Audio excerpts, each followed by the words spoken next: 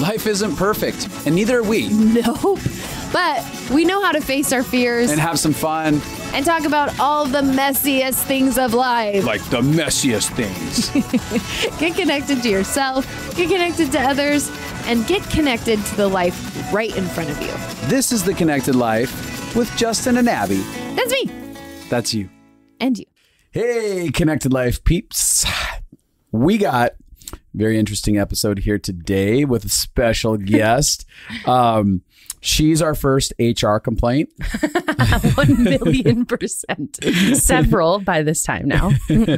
But we don't have an HR department, so those go into the trash can.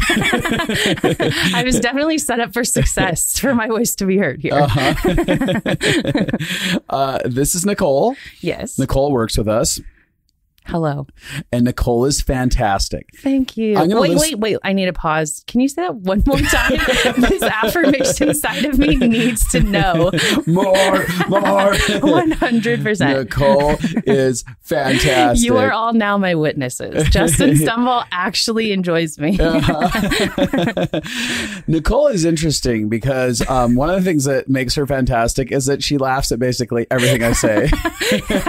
That's my fun response. That's how I survive. 100%. I would literally keep you around just to laugh at my jokes. Yes. Sometimes I will find things like I will interrupt my own personal day to find something that will make you laugh just because I want to be laughed at. Like, what should I do that's funny right now? Yeah. You need the ego boosters, I think, don't you? Yeah. I literally the other day, I walked out of the office for a second into another room. She's like, what were you doing in there? And I come back. It took me like 2 to 3 minutes to prepare this song that I wanted to play. Hello, darkness, my old friend. And I came in and stood there and just stared like very sadly just to see you respond. Yeah, I know. All my emotions were like all over the place. I was like, what is happening? Also laugh. Wait, that wasn't real? No, I'm just kidding. You will never know. I'm really good at this laughing thing. Nicole's wonderful. Here's a couple other reasons why she's wonderful. She has this darkness inside of her. How did I know? Yeah, Justin only knows about that because it exists inside of him too. It's true. We have the funniest banter. We're like, we should be canceled. Let's cancel ourselves. 100%. That's accurate. Also, there will be a lawsuit in the future for Justin. Yeah, all the things I've recorded and taken note of what he said. Yeah, you guys will see that. Yeah, absolutely. So with that said, Nicole, you've been around here how long now? Since December? I got hired in November and moved here in January. Yeah. Yeah. It's been a really cool, fun trip. Yeah. And as you've come here, like part of the conversation we're going to have today is about your transition. Mm-hmm. And I've loved the transition that you've been on. And I think a lot of people live a lot of their lives based in fear, right? Yeah. And we want to talk about some of the fear in your own life and some of like how you've been overcoming things, why you were scared of doing certain things. But this has provoked a lot for you. Yeah. Yeah. 100%. Okay. It's been very exposing.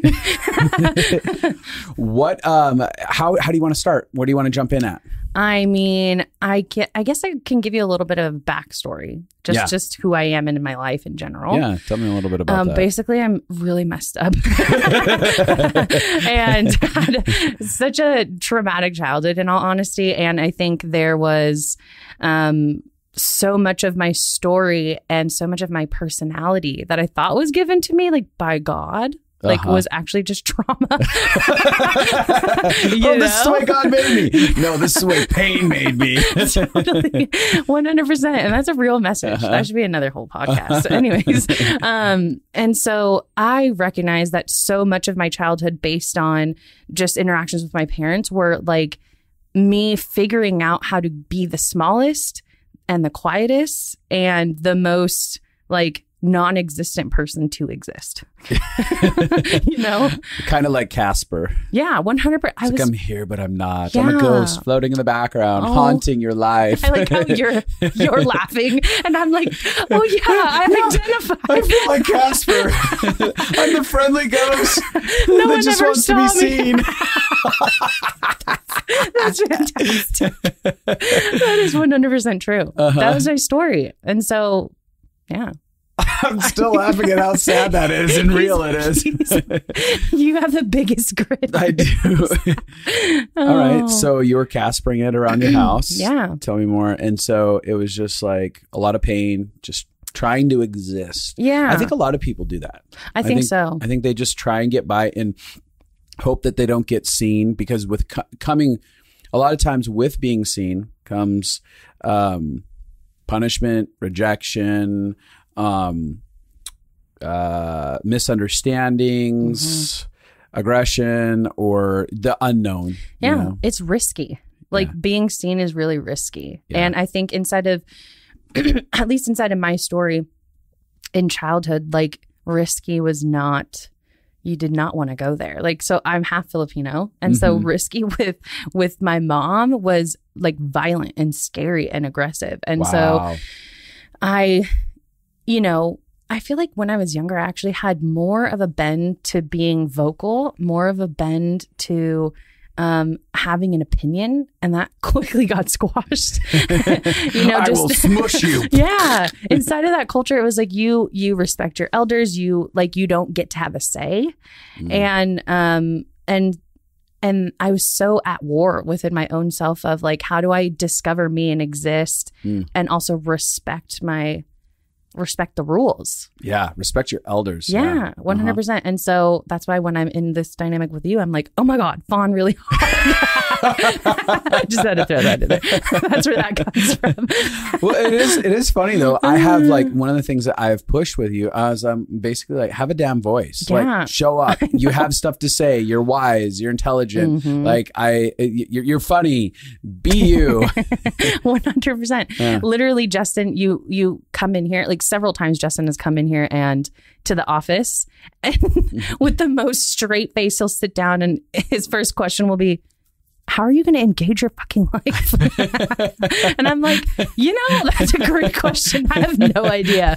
And so I think like that part of being inside of this journey, having you here, it's been really strange and good at the same time to have somebody championing this dormant part of myself that didn't ever feel like it had permission to exist. Right. Well, because there's places where, I'll even use the language. There's places where it felt like your soul was just existing, not fully living, not like when you say not exist, I'm like, well, you did exist, but your existence was not in the fullness of life, maybe. But I get the idea of I didn't feel like I existed. Yeah. I get that as well. Totally. But it's like, I'm going, oh no, there's like so much to who you are. I want to see all of that. I'm not going to let you participate in my world and just exist or barely exist. Yeah. I'm like, I'm going to challenge you. Now, does that feel... As my challenges, we're going to get into some of the deeper things with you, but have my challenges felt dominating, or have they felt like I've come alongside you inside of it, or what does that feel like? I think, see, this feels layered to me only because, so my outright answer would be no, they don't feel dominating, but inside of my normal relationship with people that are like that, my trigger is that it feels scary. Yeah. And so I've had to actually engage that belief system inside of me and like actually choose into, wait, this is actually someone showing up for you on your behalf. This isn't someone trying to like squish you down. Yeah. And so like actually being able to engage that belief system, because when we have triggers that have existed in our lives for decades, we can easily like come back to the same space and be like, this is this person doing the same thing to me. And then you live in that victim mentality. Right. Even where I feel familiar, like there's certain expressions that feel familiar to other people who have been painful inside of your life, but not at all different. And I'll tell you the difference here is when you come and you are challenging there is still an invitation inside of it. And you've come to me several times. I remember that you were walking with me to the gym and we were in the car and I'm like, I'm panicking just about this other part of my life. And you sat there and you were like, I will love you whether or not you do this thing. Yeah.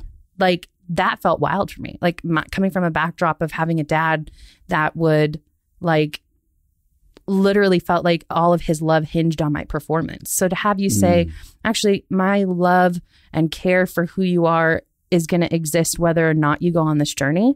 But I also really believe that you can go on this journey. That's radical. Wow. Yeah. Radical. And I think that that's something that everyone is looking for is like, I want someone to actually call out the greatness of who I am without the fear that love is going to be removed inside of the process, that there's going to be enough grace that you're not trying to control me. You're seeing who I actually am apart from like the shadow that's hanging over my life right here. But you see who I am, you want to dialogue about who I am, and you're still going to love me if I don't know how to get to it or it takes a long time for me to get to it. You're just going to be present inside of the journey. And, even when I think about participating with you, I don't feel pressure to get you somewhere because I'm not trying to change you. I'm just like, oh, I love you and I see these things about you and I'm willing to have a dialogue that could feel scary for you and investigate with you. Yeah, 100%. And that feels very freeing. And I think the flip side of that is also your own personal journey. I think it's been funny. I had a friend that said to me, she was like, Nicole, you keep telling me that the reason why you're not engaging your world is because you don't know if other people believe in you. And then she's like, but actually see that the truth is you have several people that believe in you. So this feels like a you problem. What a good friend. I know. She's amazing. And it was the kindest thing, but it was also really direct, very similar to the way that you would handle a situation like that. And it felt like, oh, maybe I'm like, and so for me, just that second guessing of myself, that turmoil in my own soul, like my whole life, like I had to get to a point where I'm like, wait a second, like, not that I ignore the pain of what I'd walked through, but actually being able to contextualize it and see it and process it and figure out the reasons why I'm stuck in the same cycle. Like, and I think that rooted back to caring about myself enough to do that. You talked in our own private conversations, you've talked about wonderful. I'm just going to toss it out there. Not going to get edited out. Totally. Live with it. No, I'm kidding. But you talked about the conversation around self-abandonment. So you're kind of looking at your history. You're saying, hey, there's a lot of pain inside of it. And really, I engaged in self-abandonment. Do you want to kind of like tell us a little bit more about what that means, self-abandonment in your perspective, and what that looked like inside of your own process?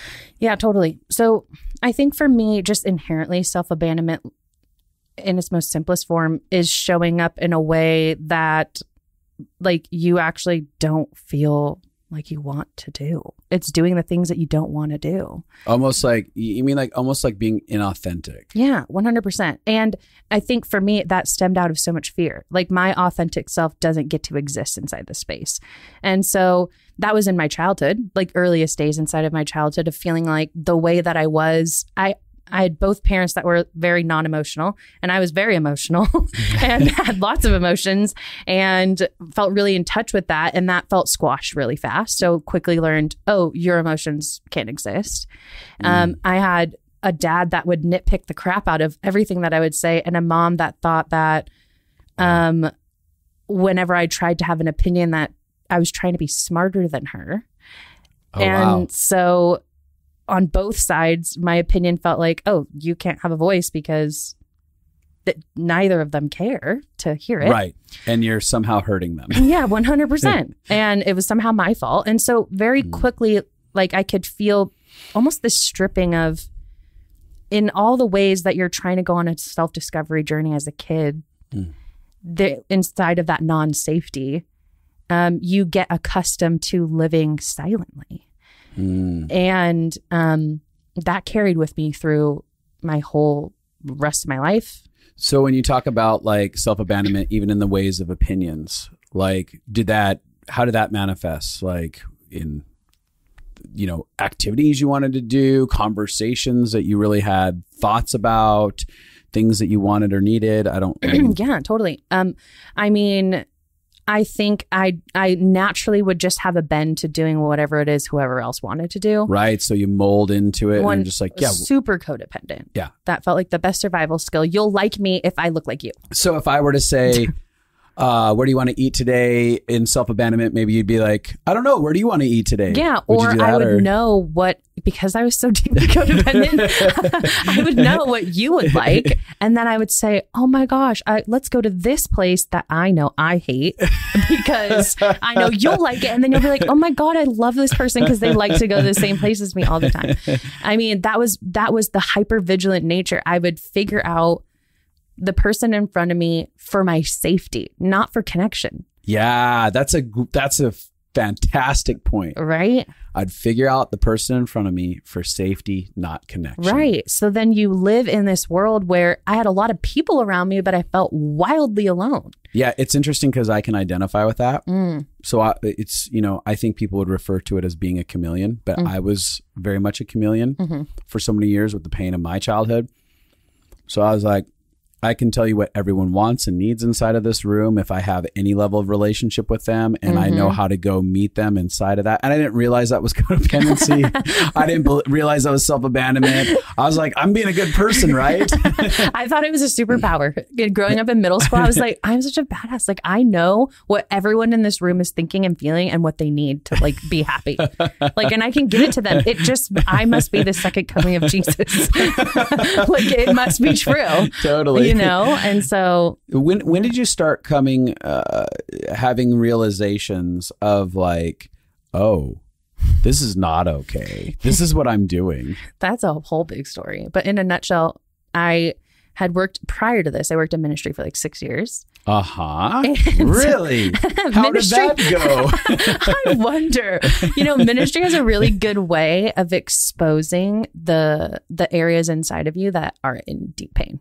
Yeah. And inside of that, I couldn't sustain the codependence. And I started to recognize, I can tell you several stories of how sad I was just giving up my life, giving up my right to exist, giving up my voice. Wow. And to the point where I was asking permission to hang out with different people on the weekends. Are you serious? Yes. Like to leaders inside of it? Yes. I was asking permission to try to take a break or like to go home after church. And they just went with it? Yeah. No one was like, stop asking permission. No. Live your life. No, because right in the church, like it's almost holy to like devote all of your time and existence to the Lord. And I think one thing that I've recognized as I've been here, obviously, and I've been journeying just even in my relationship with God and with my theology, is that like self-abandonment is not a requirement of faith. Yeah. Like it literally, and I don't know, where that came from. But so much of our faith walk looks like, oh, God requires me to self-abandon from my emotions, from my choices, from my desires to live everything for him. And the reality is like, he's the most connecting and intentional and like present. Like that's not anything that he would ever want for you. And I think that's been rocking my world in this season. What feels most scary for you as you're coming out of this sense of self-abandonment? I think, honestly, like it's sort of scary to come face to face with me. Like never really have I asked myself the questions that I am in this season, which sound like, what do you like?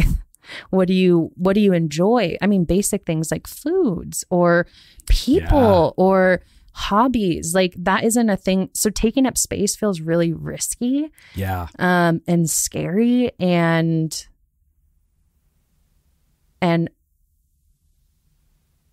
I think especially coming from a background where my existence has been all about figuring out other people, to turn that back towards me feels like uncomfortable. Yes. It felt very uncomfortable for me as well when, because I think that we have a lot of similar things. I had a very big fawn response, like the challenger side of me that people see and experience now. It didn't exist. As far as my behavior was very, I will stay as small as possible. I had a challenger inside of me that was screaming out at the system that was set before me. But when it came down to it, it was, how can I help you? What can I do? Whatever you want to do. Even in expressing like what I want with life and stuff like that, I would ask like church leaders, what should I do with my life? 100%. What do you think? What do you think God wants from me and stuff like that? And it felt terrifying to put a spotlight on what do I want, because that could really leave me feeling incredibly disappointed, further abandoned and alone, because I already feel alone inside of the way I approach life, but even more so alone if people don't celebrate it, don't get on board with who I am, get frustrated about it. And the truth is, coming from, all humans are messy and all humans engage in judgment and strong opinions about other people's lives. But there's especially something strong within the religious institution and that system where it really forces the idea of outward approval. You should figure out what the rules are, especially because that's what God wants you to figure out, is what are the rules, and then bend every part of your, and then bend every part of your being to those rules. Yeah. I think that's a great point. And I think I was thinking about that this morning. And so much of self-abandonment is you are faced with the rule and your insides don't feel like they align with that rule. Yeah. And then you just choose to not go on the journey of figuring out why. Yeah. And you just choose to do the behavior. And then that leaves you feeling that icky, like, I don't want to be doing this. I don't know why I don't want to be doing this, but I'm doing it anyway. And so like actually getting to go on the journey of contextualizing. So when I come in the office or something feels off to me, instead of just being like, oh, well, forget it. Like, who cares? Like, that's just how life is. You just have to do things that you don't like. Actually being like, well, why? What's the pain inside of this space? Yep. And what is it bringing up for you? And how can you go through the journey? You might end up making the same exact decision. Totally. But inside of connectedness to yourself. Yeah. It's interesting because there's a lot of things that I do in life now that I don't want to do, but it's not out of the same self-abandonment because, I go on the journey of actually asking, why don't I want to do this? What is it that I ideally want? What am I scared of? And I find things like, oh, I have a fear over here, or I'm overwhelmed in this area. Okay, how can I still take care of myself? And this is actually something that I need to be able to show up for. There is a requirement for me as a leader, as a boss, to show up. Is there a more intelligent way of doing it? Can I get someone to help me? Yeah. If I can't do those things, can I take care of myself in another space and like, oh, I'm exhausted. All right. Will I make rest for myself later tonight if this is actually a requirement? But there becomes a negotiation with yourself where it's not just a self-abandonment. It's like, okay, because I hear people have the conversation. We'll talk about pendulum swinging. Okay. Right.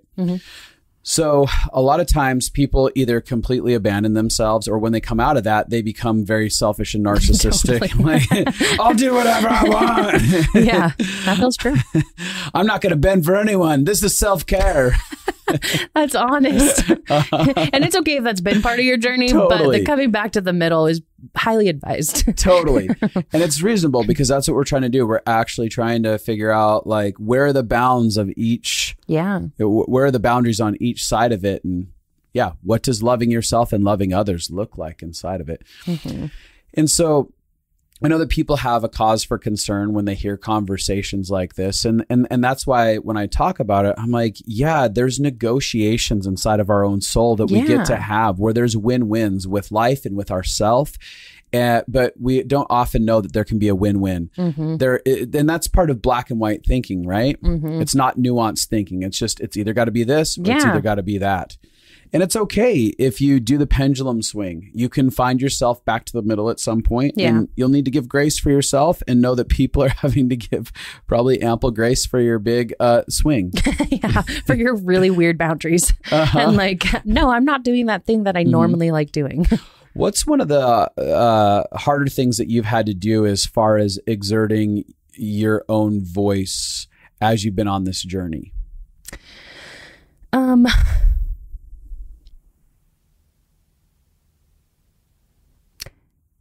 I honestly, the first thing that comes to my mind is there's a voice inside of myself and the part of me that's attached to dreaming.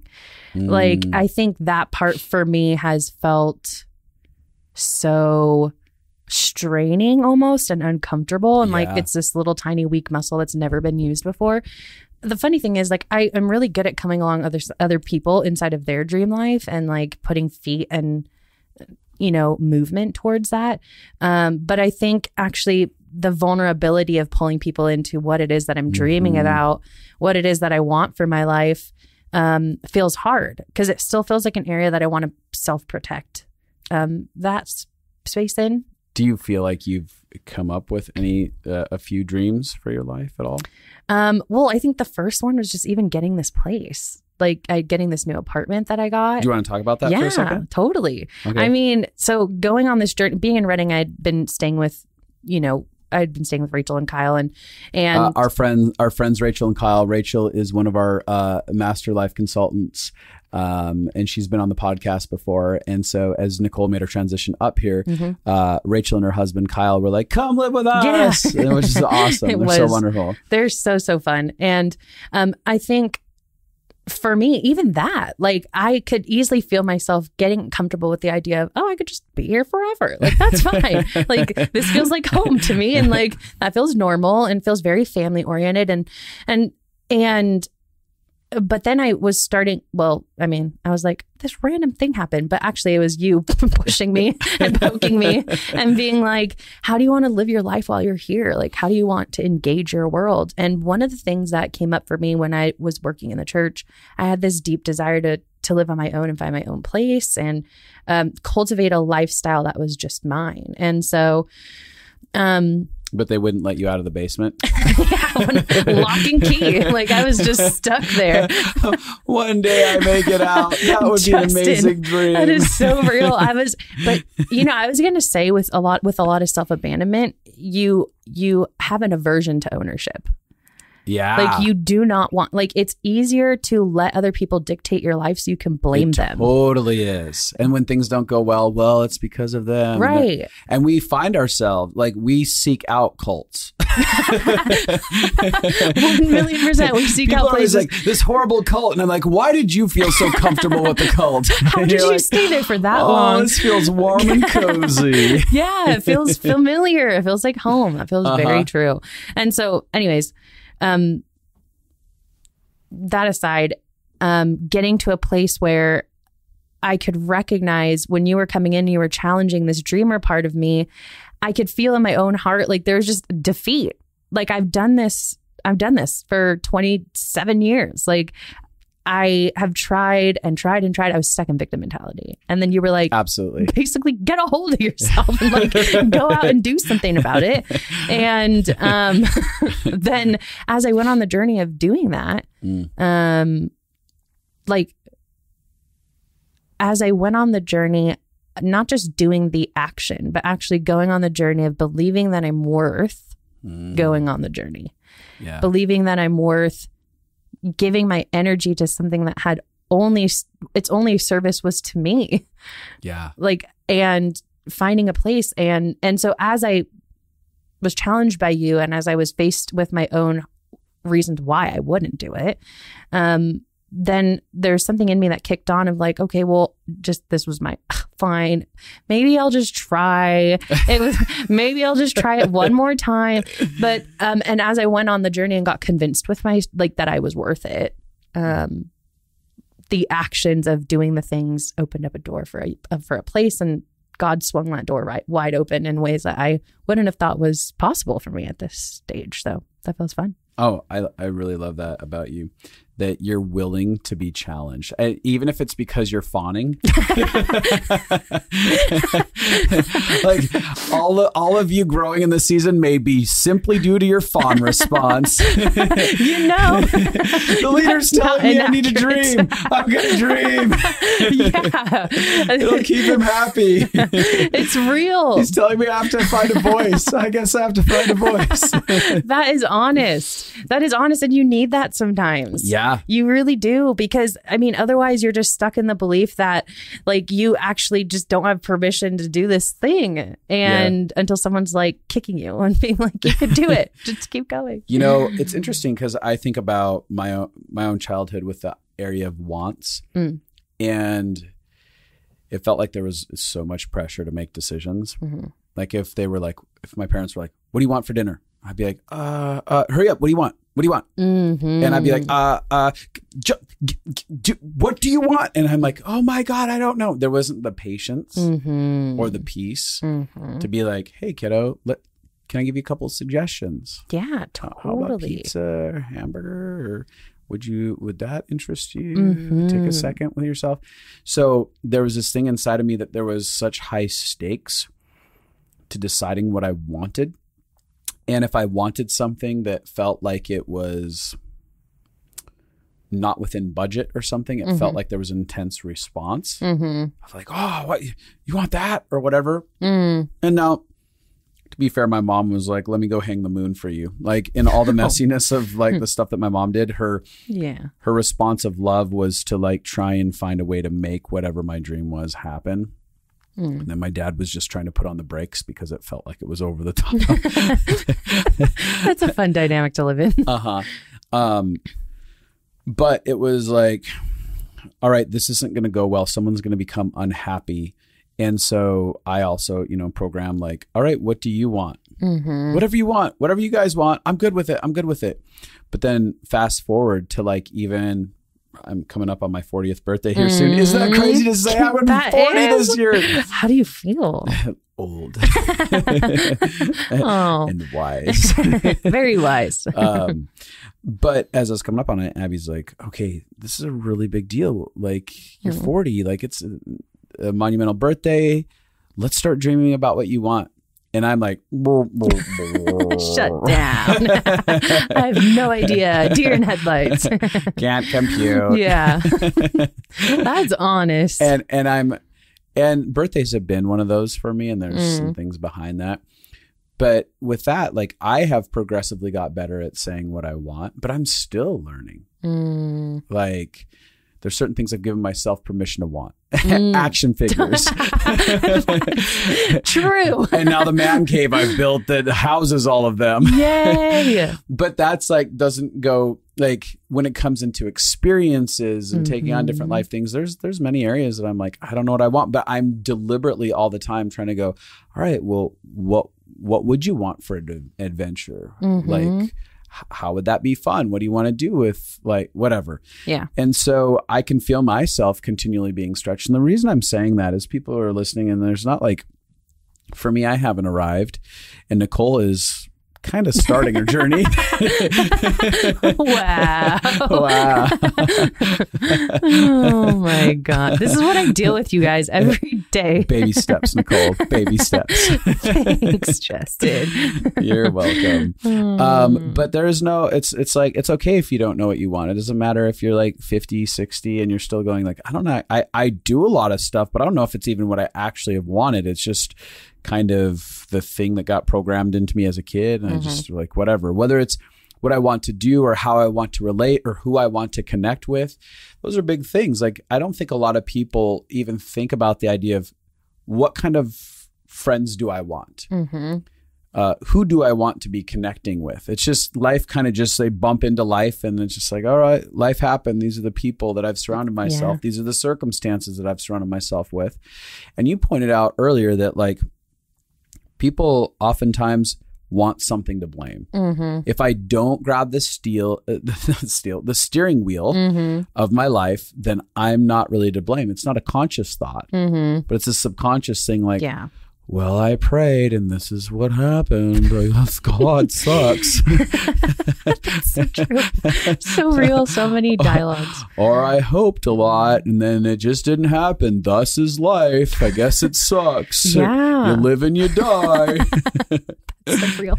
As they crack open another beer. Yeah. It's so real. And then you get numbed out to life and then you're like, how did I get here? I'm like 72 when I'm like, what's happening? You know, I feel 72 in my soul. I'm like, I'm not living the life of a 28-year-old. Yeah. Like that is for sure. Yeah, that's true. Yeah, thanks. What is wrong with you? I don't know. I'm going on the journey, Dustin. Baby steps, remember. What is it that you're finding what are some of the inner dialogues that you're having to have with yourself in order to take some of these steps? I think often the phrase that I keep coming back to is you have permission to exist here. Like, that's good. Like, I think so much of the time I shy away from being present because I don't feel like I have that permission. And so when I get convinced of the idea that I feel like I have permission to exist, then all of a sudden my, like that belief system gets disarmed and then options. You all of a sudden can see options. You can see choices. And so much of it for me has been this dismantling the belief system that is putting a filter over my life that says you only have this choice available to you. And I think that's been some of the dialogues and trying to bring people into the journey. That's still really hard for me, but actually telling people, hey, I feel scared about this thing. Yeah. Or, you know, I don't know if I like this. Yeah. I'll do this thing, but I don't know if this is enjoyable to me. I don't know if I want to do this forever or, you know, whatever it is.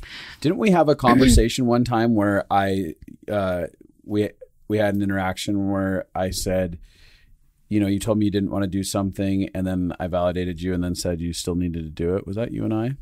You know, that doesn't sound inaccurate, but I don't remember. I thought there was one like that and you were like, oh, that was helpful because I got to have a voice. Oh no, that was when I had to switch home groups. Yes. Yeah. That was before I even worked here. Yeah. That rocked me. I was like, wow, this Justin guy is very nice. Yeah. I was proud of you for having, did you feel my being proud of you for having a voice? And also the like, and I'm sorry that feels that way. So like, even in the context of like having a voice, it doesn't mean we'll always get what we want out of circumstances. But what it does mean is that there's the potential to be heard. And even if someone else doesn't hear us, we get to be like, yeah, but I shared my opinion. I shared my need. It didn't get met. And people can be like, well, then what was the point? Well, the point is that this being inside of you got to be heard outside. Yeah, totally. And I think inside of that process, even if you show up and then your need doesn't get met, like at that point, you have awareness of an emotion that exists from there. And then you get to go on the journey of pulling other people in or meeting your own need, like after that. Otherwise, finding resolutions, figuring out solutions. Yeah. Yeah. Otherwise, like it literally feels like there's this constant cement rock in your soul. And you're withholding and withholding and withholding. And you're like a little baby volcano waiting to erupt. That's so real.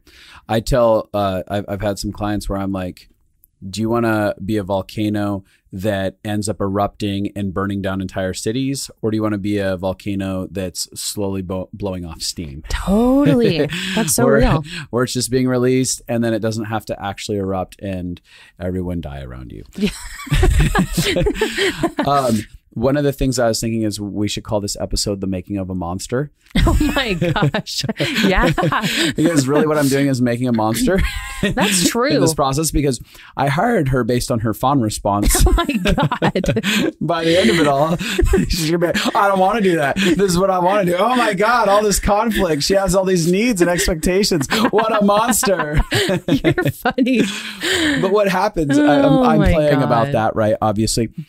But what happens is when we empower people around us to have a voice, it's going to cause us inconvenience because we're not going to be able to, those of us who have voices and are trying to drive ships, when we begin to equip people to show up to their life, all of a sudden we're met with the challenges of disagreements, conflicts, having to find win-win scenarios, because before it was win-loss all the time. Like, win-loss. I love this relationship. They fawn over me all the time. Win for me. Win-loss. Lose for me. Yeah, This is fantastic.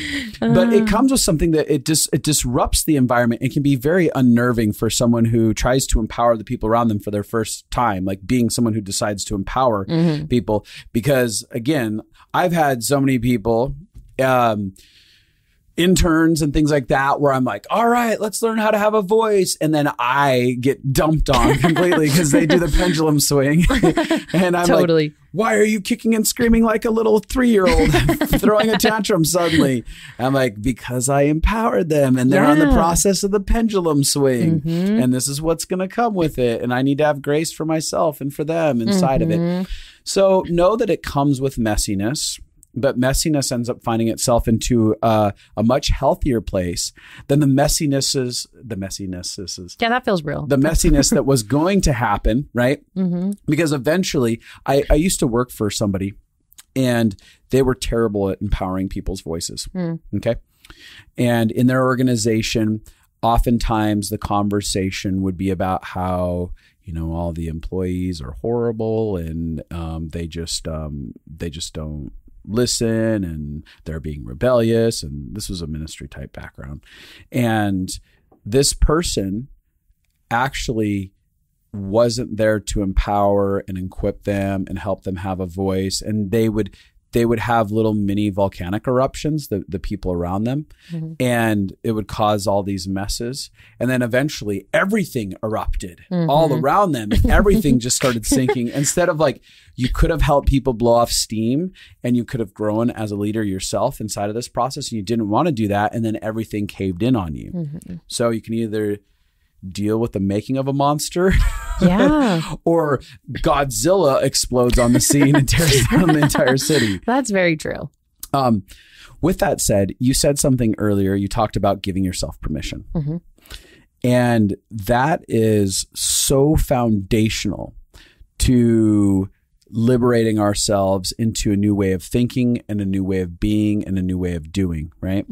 And I know that for myself in my own world, I started looking at the rules I was living according to, right? And so you have that programming conversation in your head consistently. Well, this is what you have to do. This is the way it is. We have not, as human beings, given ourselves permission to step out of that rule system. And so in order to correct it, like a lot of times it's like, just fight the behavior for 30 some days, 40 some days, and then you'll make a new like behavior pattern. Well, I would like to say that a lot of that can be made a lot easier as we actually have the dialogue. This is okay, Justin. You have permission to stand up and share this thing, or to have this want, or to express this need. Or the more I gave myself permission, my soul was like, great, the person that drives this ship is telling me that I can jump overboard if I want. That's so funny. That's real. Anyways, what are things that you would say to people, like if you were to give them advice as they're starting out on this journey? What are some pieces of advice you might give? I think immediately, just what you were talking about, just the backdrop of compassion. We didn't get here because we like so much of this is, if you look back deep enough, it's rooted inside of your childhood and rooted inside of the dynamics that existed there. And so being able to actually give room for, okay, like I actually can see where this space of my heart came from. Right. I'm going to hold compassion for that side. And then also giving yourself ample time, because this is the step that people like to shortchange and skip, is actually giving themselves ample time to have compassion for where that came from. Right. Because we just want to function and move on. And just fix it and go forward. Yeah. And so giving yourself that compassion, and then also stepping back into this empowerment piece that's like, and also I am now a grown adult. I have permission to exist here. I have permission to make choices. I have permission to take up space. I'm actually grown and I have power, and actually differentiating the two parts of you that are existing simultaneously. And then I would say, just even to your point of going back through your rule system, like I would take a week of your life and understand or look at the reasons why you do what you do. Yeah. Like I have this weird belief system since I've gotten here that I have work, I go to the gym, and then I go home. There's nothing else I can do. Why was that there? I don't know. Like I was building a new routine, but like being able to engage, actually you can go back out. You don't have to, like, it's almost this, like, I think it's my dad's voice in my head that's like, you drive to one place and once you're done with that area, you're done for the day. So you can no longer go back out.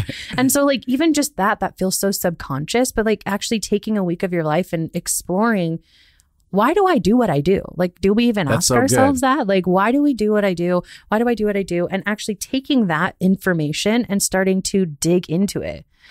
Oh, you know, like I don't go out because my dad's voice is in my head saying that I can't. Well, what are some action steps? Or I can't ever settle down because my mom's voice is in my head and I have to always be going. Exactly. And so I would ask myself that question. And then I would go on the journey of figuring out if there's pain that needs to be grieved through, if there's a part of ourselves that we need to forgive, if there's permission that needs to be given. Or if it's just simply you disengaging that behavior and choosing something else. Yeah. And so that's kind of how I would go about that journey of. That's great. Of recognizing some of those spaces. That's great. One of the things I was thinking about as we've been dialoguing is that there are people out there that they're like, I don't resonate with this at all. Mm-hmm. I don't have a problem having a voice. Mm-hmm. I don't have a problem having needs. Great. Do you think maybe you take up too much space and you don't give room for the people around you? Because there's two sides to every coin, right?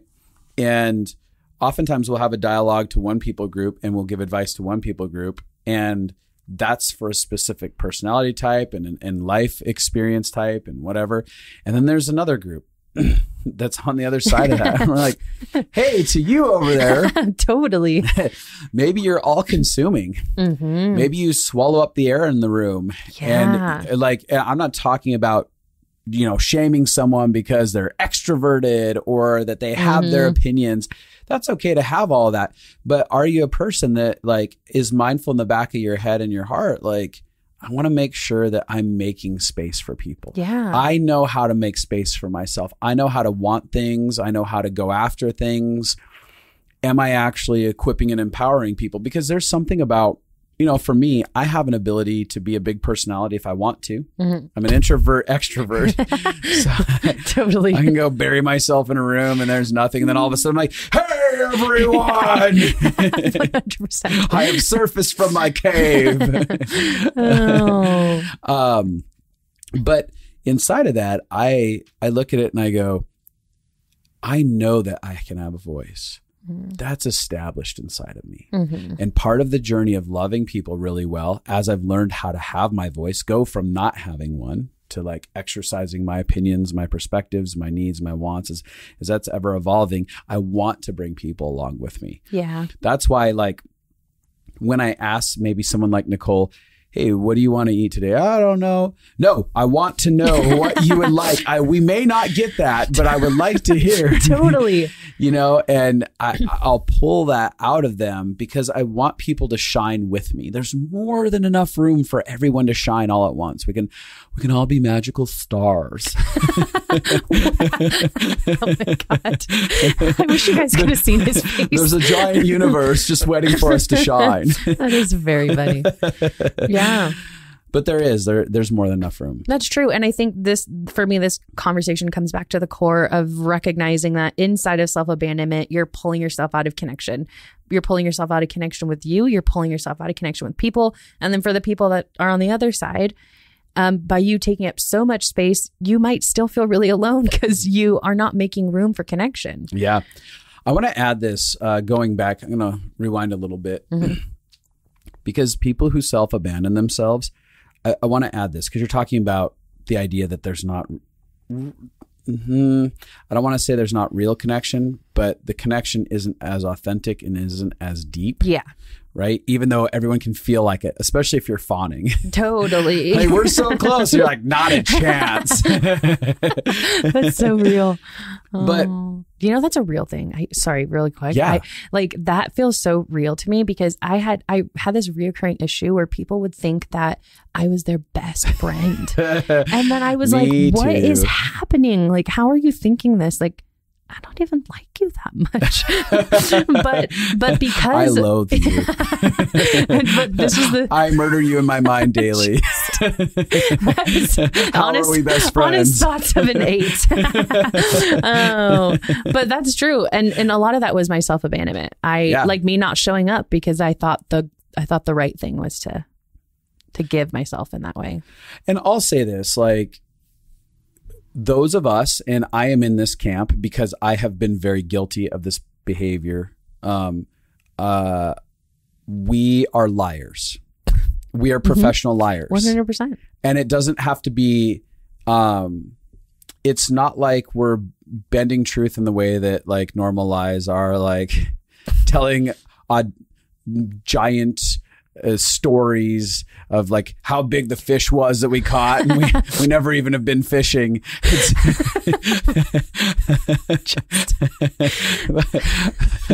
But we're emotional liars. Mm-hmm. So we are. That's the behavior, and we're in that state of behavior. We are very untrustworthy. Yeah, and that's what's really scary about those of us who have participated in self-abandonment, because people don't know what they're really getting. That's so honest. And they don't know.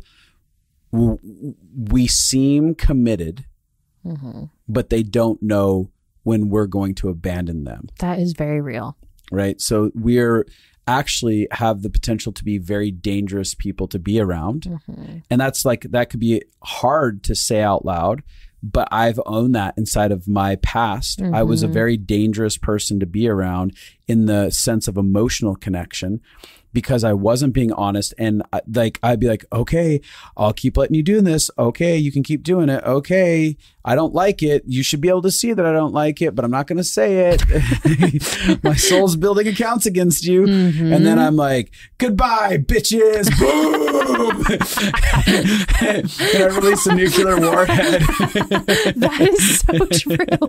That is so very factual. And people are like, I don't understand. I thought we were so close. I hated you the entire time. You were a dick. I didn't like you. What? I could have adjusted. Yeah, I know. And it takes the beauty out of that journey. I think like if I'm obviously, so this is so fresh to me. So being around you, being around Abby, like there's this newness that I'm seeing that is like, oh, actually inside of real relationships where you have real connection, like there is mutual space to like grow together, to grow deeper inside of that.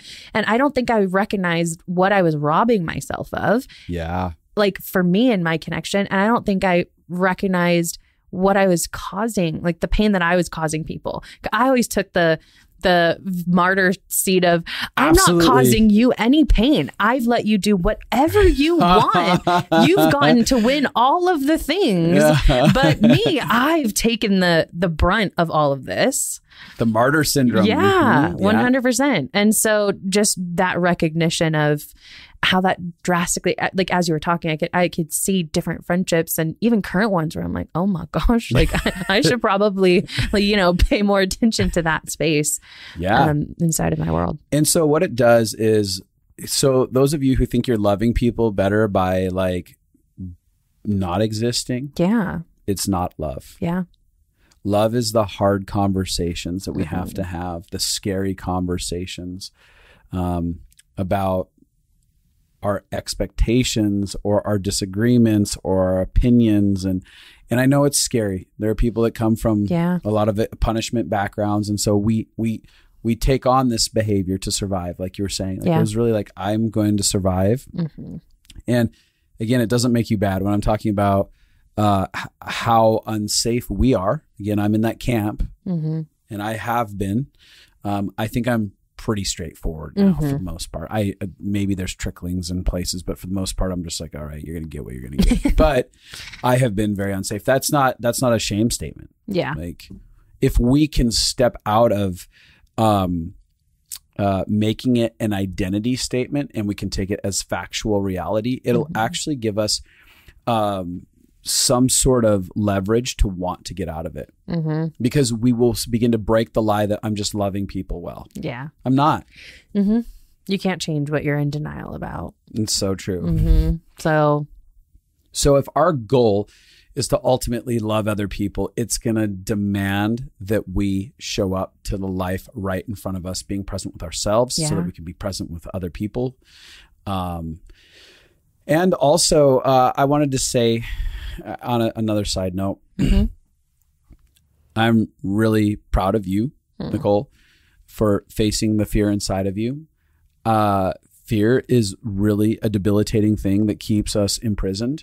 And I'm watching you walk out of your own personal prison as you've been facing these things. And it's fun to watch. It's fun to watch how you cope through your joking and your sad face. I know, all the joking of my trauma that feels very real. Yeah, but it is definitely fun watching you process through that. Thanks. And I can see you coming alive. Is there anything else that you want to say to people as we wrap this up?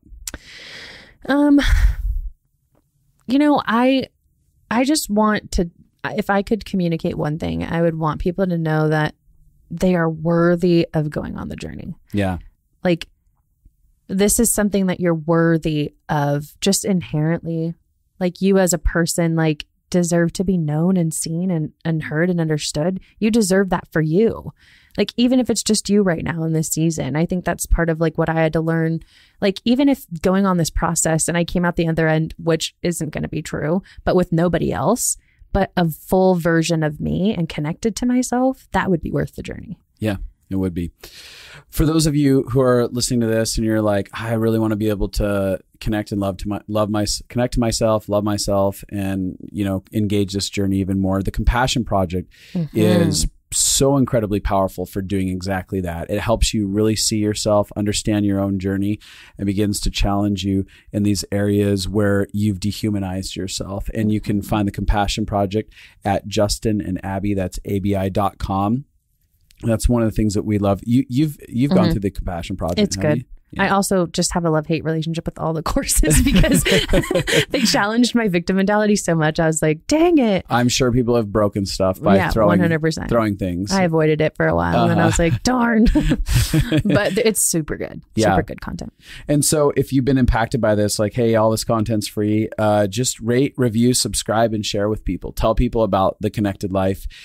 We are so thankful for all the people that listen, and we love watching it continue to grow and getting to hear stories of people being changed by the conversations we're having here. So thanks for showing up and listening to Nicole and I today. Abby happened to be very sick, big migraine. She's been vomiting last few days. And so I was like, this is a perfect time to pull Nicole in because I love the process she's in. And you're emotionally intelligent. Oh, thanks. Yeah. I appreciate that. Through, I don't know how you became that way. I wonder. I'm waiting for the plug. No. Just think about it. You're so funny. Oh my gosh. All right, everybody. Love y'all. Bye now. Bye.